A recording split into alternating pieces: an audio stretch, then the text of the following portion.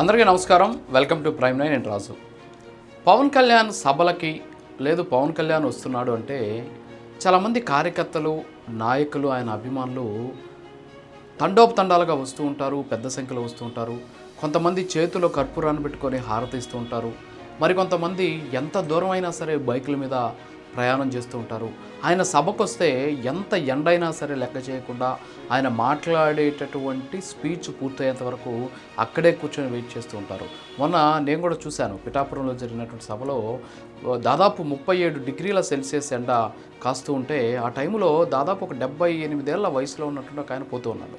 ఆయన అడిగాను, ఏంటయ్యా పెద్ద ఎండ వస్తుంది కదా, నీకు ఎంత పెద్ద ఎండ ఉంది, ఈ వయసులో నువ్వు ఎందుకు ఈ మీటింగ్కి భారీ ఎత్తున అక్కడ జనాలు వచ్చారంటే, ఎండే ఉందయ్యా, 73 ఏళ్ళుగా నేను ఎండను చూస్తున్నాను, పవన్ కళ్యాణ్ని ఈరోజు చూడడానికి పోతున్నాను, నాకు పవన్ కళ్యాణ్ ముందు ఈ ఎండ పెద్దగా ఏం అనిపించట్లేదు అని చెప్పేసి ఆయన చెప్పాడు. ఏంటి మరి ఎంత పిచ్చా ఆయన అంటే అనేసి అనుకున్నాను. కానీ వాస్తవంగా ఆయనకి సంబంధించినటువంటి అంశాలను కొన్ని కానీ పరిశీలిస్తే నిజంగా ఆయనంటే ప్రేమ లేకపోతే అభిమానమా, పిచ్చ, ఇవన్నీ పక్కన పెడితే ఆయనంటే భక్త్య అనేది మాత్రం అసలు మాటల్లో చెప్పలేం. ఎందుకంటే దీనికి వచ్చిన ఉదాహరణ చెప్తాను నేను. పవన్ కళ్యాణ్ గారు కౌలు రైతులు, చనిపోయినటువంటి కౌలు రైతుల కుటుంబాలకి ఆయన సొంత నిధుల నుంచి వాళ్ళందరికీ కూడా ఆర్థిక సాయం చేశాడు. అలాగే మత్స్యకారులకు సంబంధించి అగ్ని ప్రమాదం జరిగితే వాళ్ళందరికీ ఆర్థిక సాయం చేశారు. ఆయన చేసినటువంటి ఆర్థిక సాయాలు లెక్క చూస్తే చాలా ఉంటుందన్నమాట. ఇటీవల రైల్వే కోడూరు నియోజకవర్గంలో మైసూరావారిపల్లి అనేటటువంటి ప్రాంతంలో అక్కడ ఒక స్కూల్ కోసం తన సొంత డబ్బుతోటి భూమిని కొని ఆ భూమిలో స్కూల్ గ్రౌండు ఏర్పాటు చేయించినటువంటి పవన్ కళ్యాణ్ చూసి, ఏంటి ఈయన ఈరోజు ఉప ముఖ్యమంత్రిగా ఉన్నాడు, మరి ఉప ముఖ్యమంత్రిగా ఉన్నటువంటి వ్యక్తి ప్రభుత్వానికి చెప్తే భూమి ఇస్తుంది కదా, క్రీడా మైదానమే కదా అక్కడ ఉన్నటువంటి పిల్లలు అడిగింది, ఈయన ఎందుకు ఇలా చేస్తున్నాడు అంటే ఆయన తన సొంత డబ్బులతోనే ఇచ్చాడు. సరే, ఆ విషయాన్ని పక్కన పెడతాం. తాజాగా ఒక విషయం వెలుగులోకి వచ్చింది పవన్ కళ్యాణ్ గురించి, చాలా ఆసక్తికరమైనటువంటి విషయం. అలాగే పవన్ కళ్యాణ్ అంటే ఏంటో నిరూపించేటటువంటి విషయం ఒకటి బయటకు వచ్చింది. ఇటీవల ఆయన ఏజెన్సీ ప్రాంతాల్లో పర్యటించారు. అందరికి కూడా గుర్తు ఉండే ఉంటుంది, ఎందుకంటే ఆయన బురదలో నడుచుకుంటూ వెళ్ళినటువంటి పరిస్థితి ఇవన్నీ కూడా చూసాం మనం. ఆ సందర్భంగా ఇటీవల కొన్ని చోట్ల రోడ్లు వేశారు. ఆ రోడ్లను పరిశీలించడానికి ఆయన ఆ ప్రాంతానికి వెళ్ళారు. ఆ ప్రాంతానికి వెళ్ళినట్టు నేపథ్యంలో అల్లూరు సీతారామరాజు మన్యం జిల్లాకు సంబంధించి అనంతగిరి మండలం బల్లగరవ అనేటువంటి గ్రామ పంచాయతీ ఉంది. ఆ గ్రామ పంచాయతీలో రోడ్డు వేస్తుంటే అక్కడికి వెళ్ళారు. ఆ రోడ్డుకు సంబంధించినటువంటి పనులన్నీ ఆయన పరిశీలించిన తర్వాత నాణ్యతను చూశారు. సో రోడ్ని చాలా పక్కాగా అయింది, ఎందుకంటే ఇక్కడ ఉన్నటువంటి ఏజెన్సీ వాసులు డోలీ కష్టాలు ఎక్కువగా పడుతున్నారు కాబట్టి సో వాళ్ళకి ఇబ్బంది లేకుండా జాగ్రత్తగా వేయండి, వర్షం ఎక్కువగా ఉంటుంది వర్షాకాలంలో కాబట్టి రోడ్లు ఇబ్బంది లేకుండా చూడండి అని చెప్పేసి అక్కడ ఉన్నటువంటి నాణ్యతను పరిశీలించి అక్కడ ఉన్నటువంటి స్థానికులతో ముచ్చటించి ఆయన అక్కడి నుంచి తన కాన్వాయ్లో బయలుదేరారు. అలా బయలుదేరినటువంటి దాదాపు 1 కిలోమీటర్ దూరంకి వెళ్ళగానే అక్కడ చిన్న మజారా అనేటటువంటి ఒక విలేజ్లోకి ఆయన ఎంటర్ అవుతూ ఉంటే ఆయన వెహికల్లో ఉన్నారు. వెహికల్కి ఎడమ చేతి వైపున ఒక చిన్న స్ట్రక్చర్ ఒకటి కనిపించింది. ఏంటి ఆ స్ట్రక్చర్ అంటే ఒక చిన్న భవనం. ఆ భవనం ఎప్పుడు కూలిపోతుందో తెలియనటువంటి పరిస్థితుల్లో భవనం ఉంది.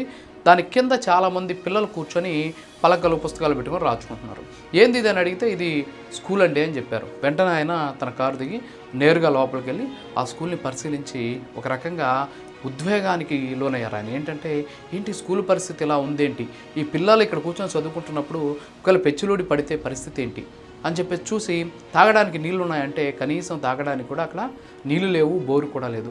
మరి ఇక్కడ ఉన్నటువంటి చిన్నపిల్లలు అలాగే బాలికలు ఉన్నారు, మరి వీళ్ళు బాత్రూమ్కి వెళ్ళడానికి బాత్రూమ్ చూస్తే అసలు భవనమే లేదు, ఇంక మాకు బాత్రూమ్లు ఎక్కడి నుంచి వస్తాయని చెప్పేసి అక్కడ ఉన్న వాళ్ళంతా కూడా సమాధానం చెప్పారు.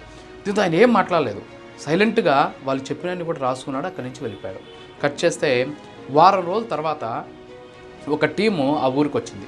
ఆ ఊరికి వచ్చి ఆ భవనాన్ని పూర్తిగా కూలదోసేసి ప్రస్తుతానికి అక్కడ ఒక అంతకంటే మంచి అంటే అంత ఆ స్ట్రక్చరు ఏదైతే ఆ కొలతలు ఉన్నాయో దానికి 2-3 ఇంతలు పెద్దదిగా కొంచెం విశాలంగా అక్కడ తరగతి గదుల నిర్మాణం జరుగుతుంది. దీంతోపాటు ఇప్పటికీ అక్కడ ఒక మంచినీటికి సంబంధించినటువంటి బోర్ని వేశారు. దాంట్లోంచి వాటర్ కూడా పుష్కలంగా పడింది, వాటర్ కూడా వస్తూ ఉంది. అలాగే మరుగుదొడ్లను కూడా కట్టిస్తూ ఉన్నారు, అంటే అవసరమైనటువంటి బాత్రూమ్స్ను కూడా నిర్మాణాన్ని చేపట్టారు. అయితే ఇదంతా అందరం ఇవన్నీ విన్నాక సరే డిప్యూటీ సీఎంఏ కదా ఆయన, మరి డిప్యూటీ సీఎం అక్కడికి వెళ్ళి చూసి ఒక స్కూల్ కట్టించడంలో, ఒక స్కూల్కి మరుగుదొడ్లు కట్టించడంలో, ఒక స్కూల్కి బోర్ వేయడంలో ఆశ్చర్యం ఉందని చెప్పేసి మీరు అనుకోవచ్చు, నేను కూడా అలాగే అనుకున్నా. కానీ ఇక్కడ ప్రభుత్వ డబ్బుతో కాదు అది కట్టేది. పవన్ కళ్యాణ్ తన సొంత నిధుల నుంచి దీని నిర్మాణాన్ని చేపట్టాడు. తన సొంత నిధులతోటి అక్కడ స్కూల్ భవనానికి ఆయన నిర్మాణానికి చేపట్టారు. అలాగే అక్కడ బోరేయించారు. సైలెంట్గా రాసుకొని వెళ్ళిపోయారు. కనీసం అక్కడ ఎవరితో ఏం మాట్లాడలేదు. ఆయన కేవలం సైలెంట్గా వెళ్ళిపోయాడు. పని కూడా ఈరోజు సైలెంట్గా ప్రారంభమైంది, సైలెంట్గా ప్రోగ్రెస్లో ఉన్నటువంటి పరిస్థితి. That is Pawan Kalyan. ఉప ముఖ్యమంత్రి ఆయన. అనుకుంటే ప్రభుత్వ సొమ్ముతోటి ఒక 10 లక్షల రూపాయలు ఖర్చు అయ్యేదానికి 25 లక్షలు ఎస్టిమేషన్ వేసుకొని తనకు అనుకూలంగా ఉన్నటువంటి వ్యక్తికి ఆ పనిచ్చి దాంట్లో ఒక 5 లక్షలు అవసరమైతే ఆయన తీసుకోవచ్చు అనమాట తన వాటాగా. అంటే మామూలుగా జరిగేది అది. అందరూ కూడా తీసుకుంటుంటారు కదా. మన ఊర్లలో ఏదైనా ఒక బిల్డింగ్ కట్టాలంటే 5 లక్షలు అయితే 20 లక్షలు 30 లక్షలు వేసుకుంటారు. 5 లక్షలతో కడతారు. అధికారులు కొంత, వీళ్ళు కొంత జోబులు వేసుకుంటారు. కాంట్రాక్టర్ అనేసి దానికి ఒక పెద్ద పేరు పెడతారు. కానీ పవన్ కళ్యాణ్ గారు అలా చేయలే. ఆయన సొంత డబ్బుతోనే ఆయన ఈరోజు అక్కడ స్కూలు, అక్కడ ఒక మంచినీటి బోరు, అలాగే మరుగుదొడ్లు నిర్మిస్తున్నాడు. దట్ ఈజ్ నాయకుడు. నాయకుడు అంటే అది. ప్రజల కోసం, ప్రజల బాగు కోసం పరితపించేటటువంటి నాయకుడు ఎలా ఉంటాడు అంటే దానికి పవన్ కళ్యాణ్ ఫోటో చూపిస్తే సరిపోతుంది. దానికి ఇంత పెద్ద వివరణ కూడా ఎవరు చెప్పాల్సినటువంటి అవసరం లేదు. సో కాబట్టి పవన్ కళ్యాణ్ చాలామంది రకరకాలైనటువంటి విమర్శలు చేశారు.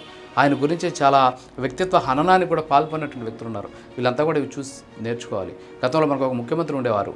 వారు